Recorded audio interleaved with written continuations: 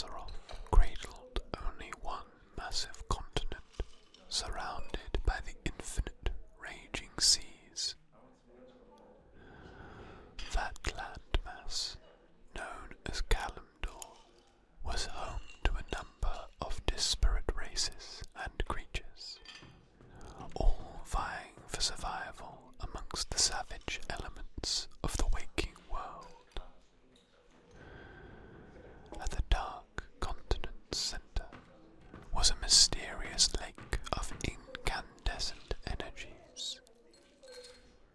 The lake, which would later be called the Well of Eternity, was the true heart of the world's magic and natural power, drawing its energies from the infinite great dark beyond the world. The well acted as a mystical font, sending its potent energies out across the world to nourish life in all its wondrous forms. In time, a primitive tribe of nocturnal humanoids cautiously made their way to the edges of the mesmerizing, enchanted lake. The feral, nomadic humanoids, drawn by the well's strange energies, built crude homes upon its tranquil shores. Over time, the well's cosmic power affected the strange tribe, making them strong, wise, and virtually immortal. The tribe adopted the name Kaldorei, which meant children of the stars in their native tongue. To celebrate their budding society, they constructed great structures and temples around the lake's periphery. The Kaldorei, or Night Elves as they would later be known, worshipped the moon goddess Elune, and believed that she slept within the well's shimmering depths during the daylight hours. The early Night Elf priests and seers studied the well with insatiable curiosity, driven to plumb its untold secrets and power. As their society grew, the Night Elves explored the breadth of Kaldorei and encountered its myriad denizens. The only creatures that gave them pause were the ancient and powerful dragons. Though the great serpentine beasts were often reclusive, they did much to safeguard the known lands from potential threats. The Night Elves believed that the dragons held themselves to be the protectors of the world, and that they and their secrets were best left alone. In time, the Night Elves' curiosity led them to meet and befriend a number of powerful entities, not the least of which was Cenarius, a mighty demigod of the primordial forest lands.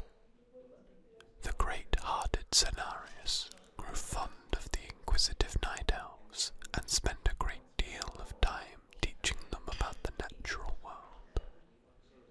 The tranquil Kaldorei developed a strong empathy for the living forests of Kaldorei and reveled in the harmonious balance of nature.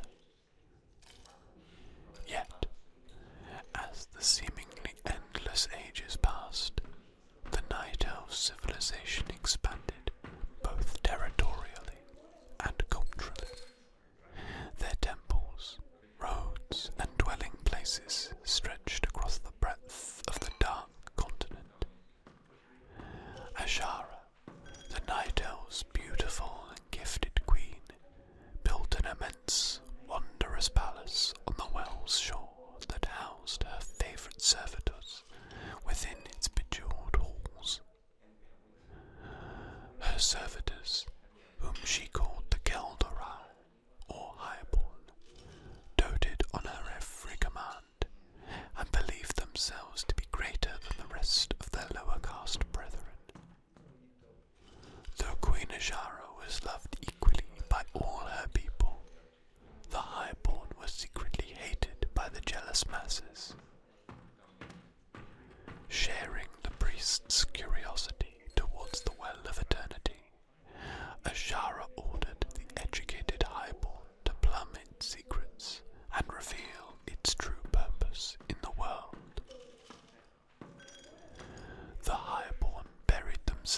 in their work and studied the well ceaselessly. In time, they developed the ability to manipulate and control the well's cosmic energies.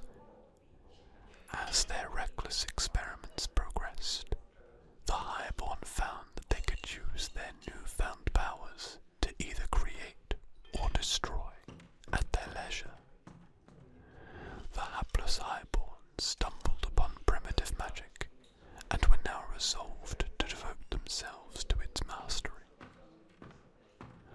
Although they agreed magic was inherently dangerous if handled irresponsibly, Azshara and her Highborn began to practice their spellcraft with reckless abandon. Cenarius and the many wizened Night Elf scholars warned that only calamity would result from toying with the clearly volatile arts of magic.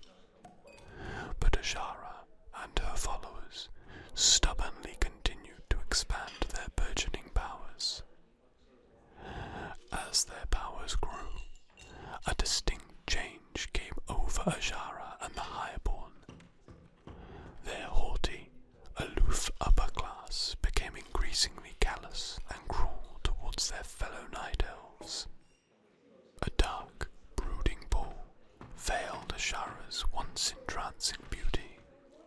She began to withdraw from her loving subjects and refused to interact with any but her trusted Highborn priests. A young, brazen scholar named Furion Stormrage, who had spent much of his time studying the well's effects, began to suspect that a terrible power was corrupting the Highborn.